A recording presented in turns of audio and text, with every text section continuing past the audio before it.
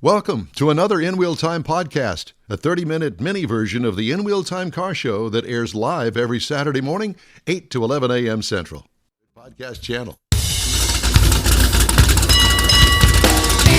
Live from Studio A, it's the In Wheel Time Car Talk Show. Coming up, we hope to talk to racing Professor Rodney Rodriguez. If not, then I guess we're just going to sit here and twiddle our thumbs. Konrad will have the In Wheel Time Car Clinic, we hope. And I may or may not bring you this week's automotive news. And Erica Ender's movie was called Right on Track. That has nothing to do with the intro to this show. And it was released in 2003, so this is the 20th anniversary of the movie. Erica, if you're watching, we'd like to have you come on. She's in Tulsa, so you can forget that. Okay. Well, she tags in every now and then. Howdy, along with Mike out of this world, Mars, I'm Don Armstrong. And you're not. Jeff's on vacation, and this guy here, Mr. Annoying, Konrad DeLong, is here for one purpose and one purpose only, and that is to poke Don. Poke me, that's exactly right. And Jeff's enjoying his family reunion in Michigan. I think they drove to the UP.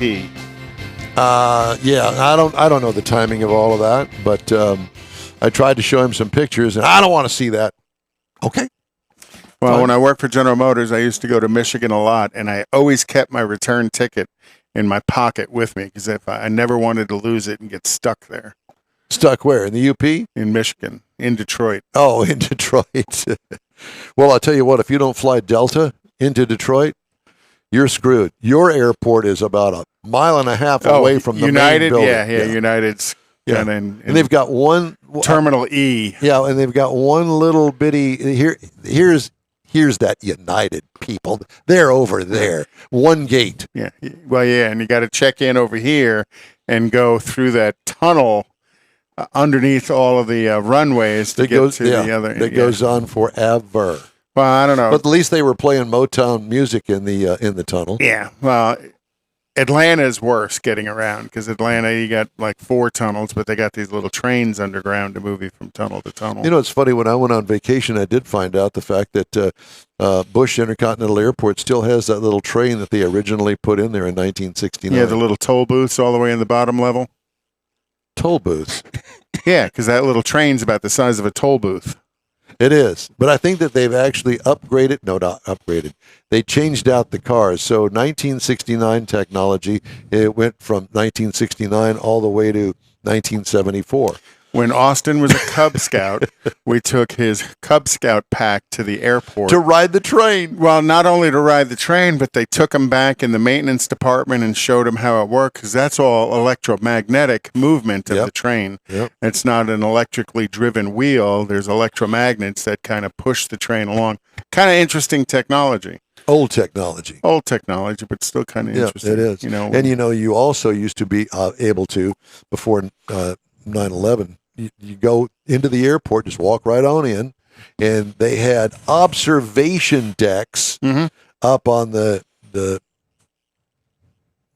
main terminals. In the main terminals, and you could walk up there and watch the planes come in and park and all that stuff. Well, not anymore. That's been gone for a long time, but yeah, back in the day. Yeah, I actually got in DFW in the tower at DFW one time. A friend of mine worked up there. I've been in the tower at Hobby. Have you? Yeah. Yeah, but you're connected. Yeah, you're quite connected. You're a member of the Broadcast Hall of Fame. I'm jealous. Racing Professor Rodney Rodriguez. There he is right there. Rodney, good morning. Morning, guys. How's it going? Can you hear us okay? I've got to adjust the speaker, but I'll do it in flight. As long as you guys can hear me, I can hear you good enough. Oh, you're coming in loud and clear. Picture's perfect. Well, I like the ceiling light in your room there that's glowing above your head. Of course, that may be a halo that is left, but whatever. I would tell you this is my office, but it's a formal dining room that I have all my stuff in. So in other words, you took over the dining room. How often do people use dining rooms anymore?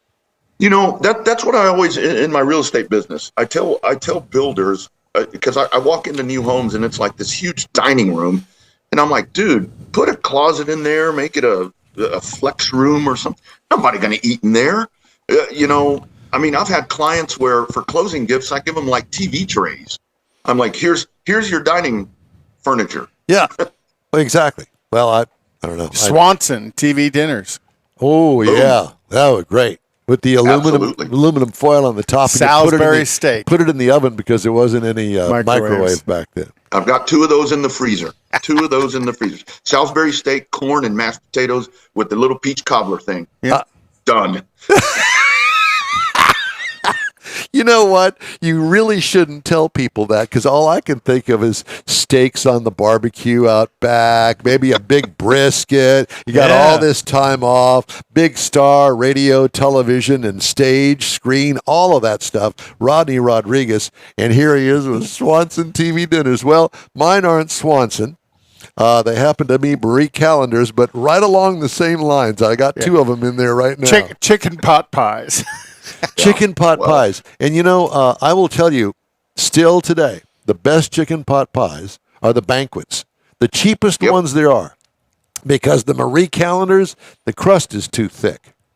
I don't like that thick crust. Now, Rodney thought he called into a car show. Hell no. We've become a food show. No, this has become the frozen food show. the cheap frozen food show. My TV dinner, I mean, mine are banquet. And I'll tell you what. They had the Nighthawk brand, yes, and they were like $4.48. A lot of money, yeah. These banquets, man, $1.68. But the whole thing is, like we're talking about, I have to eat 2, because it's that little patty or whatever. Yeah, No, I've never thought of that, but I know that I have not been satisfied with just one, and I have to supplement it with either a bowl for $2, a bowl of cereal or something like that. A salad or something. If you take 2 of them and put both of them on the same plate, then to me it's a little too much. You don't take it out of the container. Do you do that? No, you put it. You set it there to where you can eat it like eating out of dog bowls. You can eat both. Add a mission tortilla to it or 2. Now there you go. There you go. There you go. Those go with anything. Yep. I mean, with absolutely anything. Or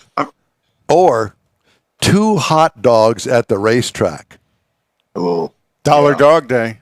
Oh my gosh. Dog Day. Yeah, with those little squeeze packs of mustard, relish, and I really prefer some onions. Have been sitting there in that bowl for 4 months. Oh yeah, fermented. Yeah, absolutely. But then they're real strong too. But you got to have those. When we were racing in Kyle, I dubbed it was Central Texas Speedway where you get the best wieners in town, and that went over so well because our hot dogs were good, and the crowd loved that. The crowd absolutely loved that. Oh yeah. In Kyle, Texas, not too far from the Salt Lick over in Buda. That's right. One of the best barbecue places around. Okay. I'll keep that in mind. Now, but don't tell that to Franklin's up in Austin. Now that we've changed the whole makeup of the show, I'm kind of liking it, and I think it'll probably be more popular, and we'll have more viewers and people that we reach every week. We could start having tastings here. We could have little bowls and some chips, and we could have tastings. Instead of in wheel time, at dinner time. At dinner time, that's exactly right. Dude, in wheel time, at dinner time. Ghetto food reviews. That's exactly right. Oh yes, absolutely. Well, there's something to be said for all of that. Sponsored by Banquet and Swanson. And Hebrew National Hot Dogs. Ooh, yeah. Say Brett's. Well, that's for you because you're a New Yorker. Yep. We don't get that down here. For here, it'd be James Coney Island, which are going away. Are they really? Completely? And Wiener Schnitzel is back in town. Apparently, I haven't visited. We have a Wiener Schnitzel around the. Of course, yes. And Mars. Yeah, but yours is the original. Oh, they haven't updated it yet. It's the Dirty Water dogs. They still have that 40-year-old Dirty Water. They're cooking the flavor. dogs. You have to order those special. We've got one here in North Austin. Well, I mean, I don't know. It's probably about 12 miles from me. And it's so funny because over here in Austin, in northwest Austin, they have this fancy thing called the Domain, and it's where all the people go shop and go do it. It's a cool spot to be rather than downtown Austin. And right as you pull out of there, there's a Wiener Schnitzel sitting right there. It's like, man, that's perfect right there. Perfect. Do you I'm stop not going to go in? eat that high dollar stuff. I'm going to go get a Wiener Schnitzel, then I'll go to the Domain. Get a kraut dog. And Austin's such a foodie town anyhow. There's some good food in Austin. Yeah. Well, okay. Well, hey, listen, it's great talking to you. Thanks for joining us today. All right, guys. Oh, God. So what's going on in asphalt racing in Texas? Not much. It's hot. September 12th, we'll get at it again in Houston. But I do want to talk about with you guys, because actually let me look at my calendar. Coming up on August the 19th over at 105 Speedway in Cleveland that I've talked about in the past, they are having it. Howard Willis. I don't know, Don, you may remember that name. Howard Willis has he's celebrating his 50th year in racing, and the guy's still kicking everybody's tail. He's in his 70s, and he is just tremendous. And on August 19th, they're going to celebrate his 50 years of racing with a big night for him at 105. He'll actually be racing. I mean, he's like contending for a points championship still in year 50. So that's going to be something super cool for folks up that way to go check that out. 105 Speedway, is that owned by the same people that used to own the Gator thing up there in Conroe? I don't know. I don't know if it is or not, but I'll tell you what, that 105 up there, they are grinders. They race every week. I mean, and that's a dirt track. Old school. That's a dirt track. Is it? How long is the track? I think it's a quarter mile, if I'm not mistaken. So I haven't been there. Yeah. Okay. So that's kind of a question we talked about the other day on the phone, Rodney. Yeah. How are those dirt tracks doing with all this heat? As far as like drying the track out, and I know they wet them down to start the race, but that's the struggle that they're finding is obviously you get out there and you're working on it during the week. I mean, because I think that's really the key is to get the moisture into the racetrack, underneath, not just on top. And but it's just, I mean, the heat's, unbearable. And you're seeing the water truck used a lot more. I mean, what's actually happening now is like they'll actually take time during the racing program to stop and actually get out there and work on the track a little more, because it just dries out and ruts up so quick. And I've started to see where tracks are pushing back their start time. I know like Waco, they usually start at 8 o'clock on Friday nights, and now they're pushed to 8:30, and hell, a lot of times it's 9 because they're still trying to get the track in order. I saw a track in North Texas. I think their water is supplemented from, like a stock tank thing that's right near the property. Tank dried up. They couldn't get any water. They had to cancel. Oh, wow. So it's a lot. And I'll tell you what again, I overthink things, but it's like, with water conservation and water restrictions and scarcity and water and all that, I keep wondering at the pace that we're going at. I mean, I was watching a trend study this morning where they're talking about, in the next 14 to 21 days, we don't see anything changing. I mean, I wonder if at some point somebody's going to be like, don't be using all this water. So I don't know. Because there's already burn bans in a lot of the outlying areas. Greta No Funberg. Mm-hmm. Tell you can't race. No. You're so wrong. Something happened to your mind many years ago, and it's now it's trying to come out through your head there. It's leaking out my ears. That's what it is. 105 is a quarter mile dirt oval. Yeah. Okay. Yeah. But Can you give me some free tickets? Oh man, I don't even know those people. I'm gonna try to make it down there though. Howard's a friend of mine. I've watched him race for a lot of years, and so you're not announcing at that track. No, I don't know who announces over there. I don't know who announces. I'm gonna go be a fan. I got you. Okay. Well, you can still buy me a ticket. Oh yeah, we can meet up there. He didn't say he'd buy me a ticket, but we can meet up there. Yeah. We can go Dutch. He didn't take the bait. I'll buy you a ticket. And he'll bring you a chicken pot pie. That's right. And just put it under the hood of the car and cook it on the way over. Don't even need that. Just put it on the aluminum stands and let it sit there and cook throughout during the sundown. Yeah. Right. So How is the sport of oval track racing in the state of Texas? I know that you announced for several racetracks, and I worry about racing in general because back in my day, it was kind of tough to even find a seat at a racetrack, and I know that it's not been that way, at least any of the tracks that I go to. Even in NASCAR, there's plenty of wide open seating. Yeah, it's amazing how empty the stands are now. I mean, Texas is healthy when it comes to dirt. I mean, as a matter of fact, I mean, kind of not to throw a pun at you, but with the lack of rain, but to me, dirt's a little oversaturated, to be honest with you, because what you have at this point is, I mean, here, let's take tonight, for example, here south, and I always talk north versus south when it comes to dirt track racing in Texas, because it's definitely two distinct areas, not only in geography, but just in car counts and the way things work out. But down here tonight, you've got two tracks. You've got a track in Pleasanton, which is not quite halfway between San Antonio and Corpus on I-37. You've got that track, and then you've got a track in Edna, which is Texana Raceway Park, and that's a little further east, kind of in that Flatonia area, back out that way, 25 miles this side of Victoria. You've got those two tracks racing tonight, both of them, and those two tracks cater to the same drivers. So that right there, they're splitting that.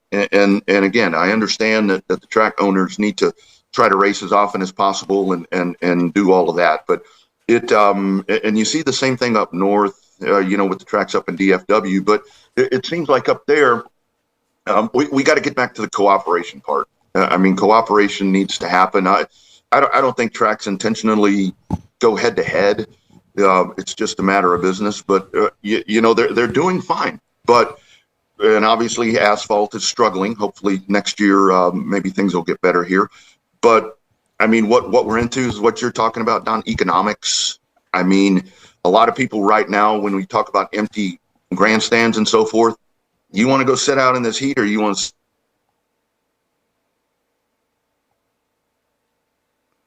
to? Oops. What'd you do? Mars, you lost him.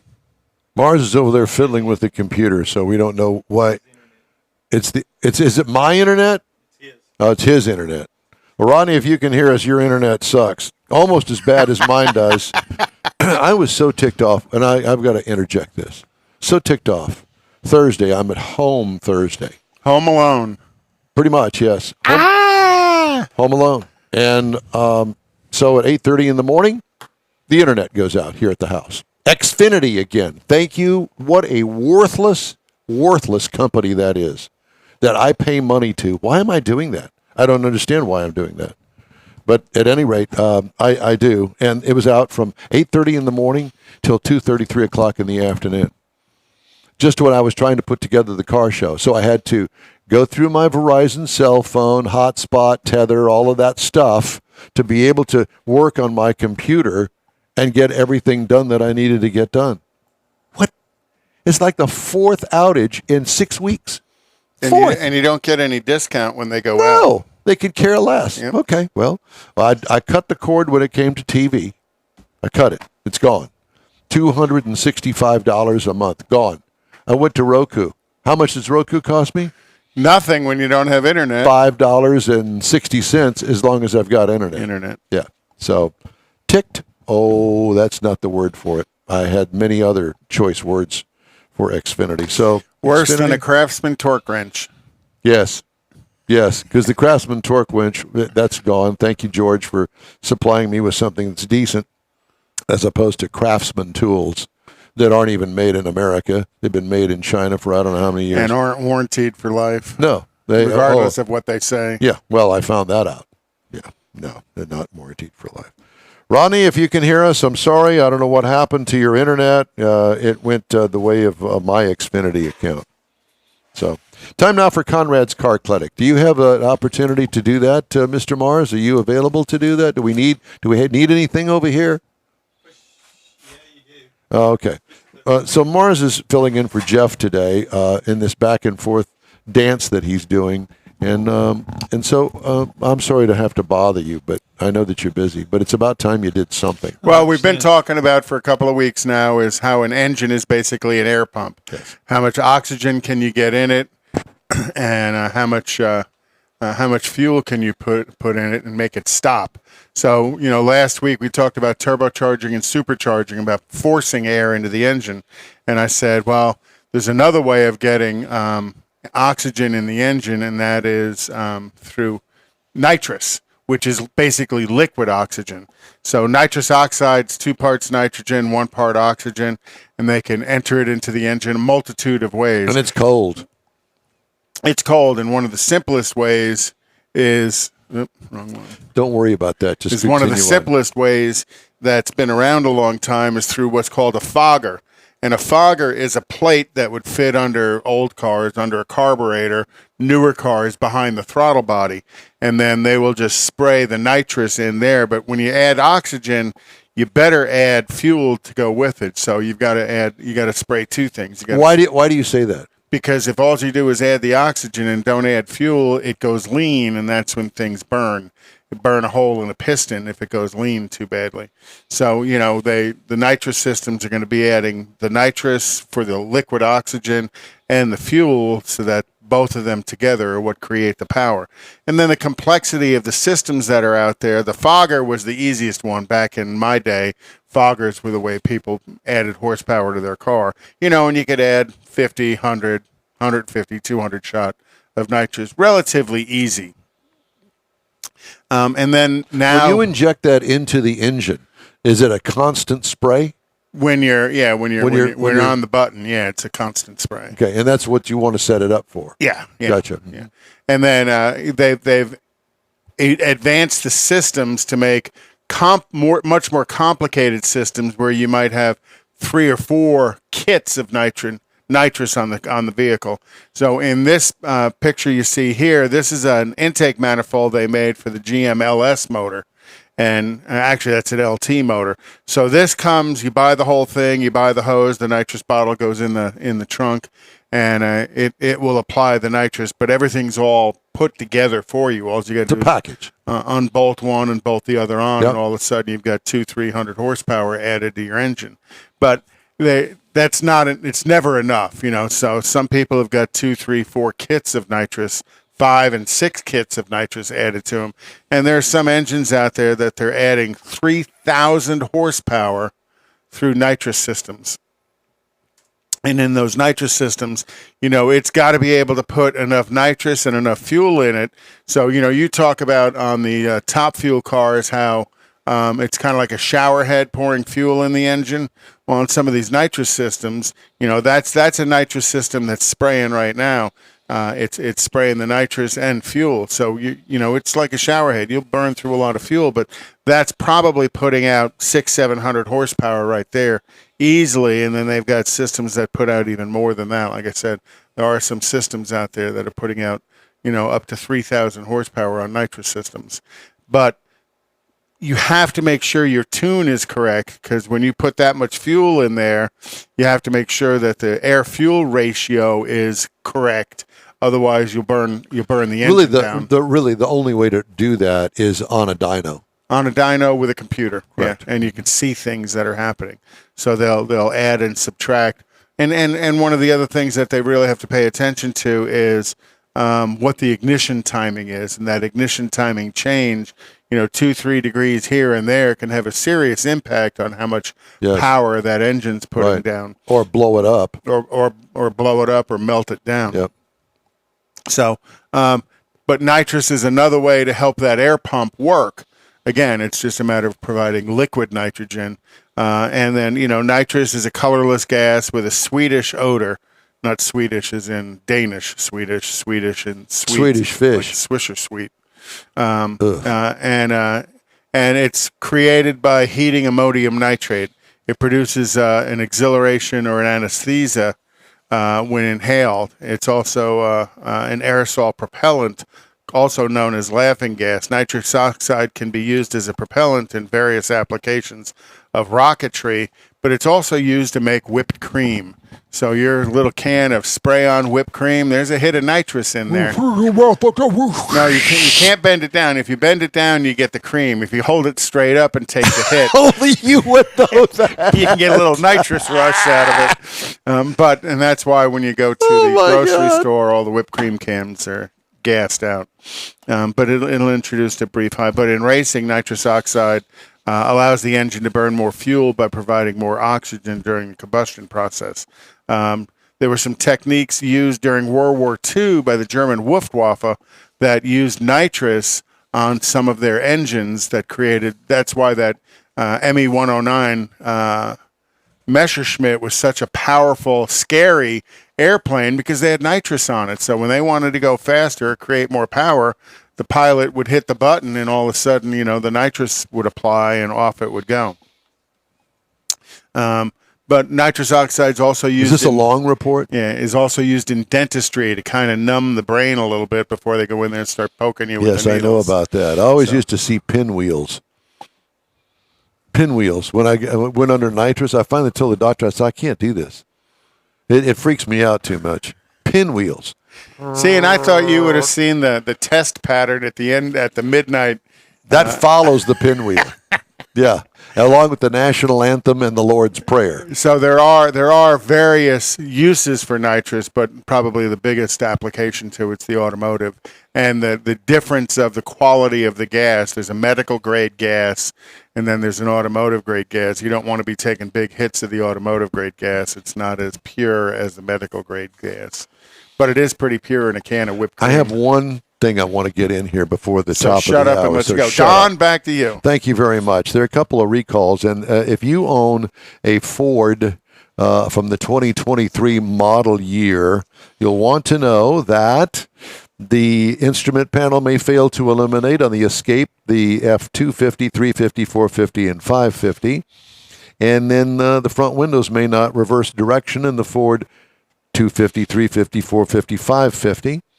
And unexpected activation of electric parking brake on the Ford F-150 for 21 through 23. Those are the end of the recalls. And I'm going to talk about the auto workers strike that's pending, and we're going to talk about that. Thank you, Bidenomics. Shortly. All right. Well, that's it for this hour of the In Wheel Time Car Talk Show. Quick break now. We'll be right back. Stay with us. Everyone at the Tailpipes and Tacos Cruise In at the Lupi Tortilla Tex-Mex in Katy, thank you for participating in the best cruise in around, and look forward to seeing you again. You'll hear about the next cruise in date right here on In Wheel Time. Next time you're in the West Houston Energy Corridor area, be sure and stop in at the original Lupi Tortilla Tex-Mex at I-10 and Highway 6, or the Katy location on the Grand Parkway at Kingsland Boulevard.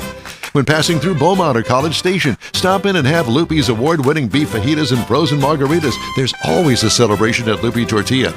Lupi Tortilla founder Stan Holt and his wife Sheila are winning racers on the NHRA drag racing circuit and have a collection of hot rods and classics that everyone appreciates. Look for them at the next Tailpipes and Tacos Cruise In. The date will be announced soon and will once again be held at the Lupi Tortilla Tex-Mex on 99 and Kingsland Boulevard, just south of I-10 and Katy. We'll give you all the details right here on the In Wheel Time Car Talk Show and online. Donations benefit God's Garage. We'll see you then. You own a car you love. Well, why not let Gulf Coast Auto Shield protect it?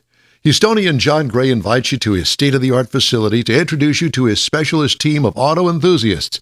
We promise you'll be impressed.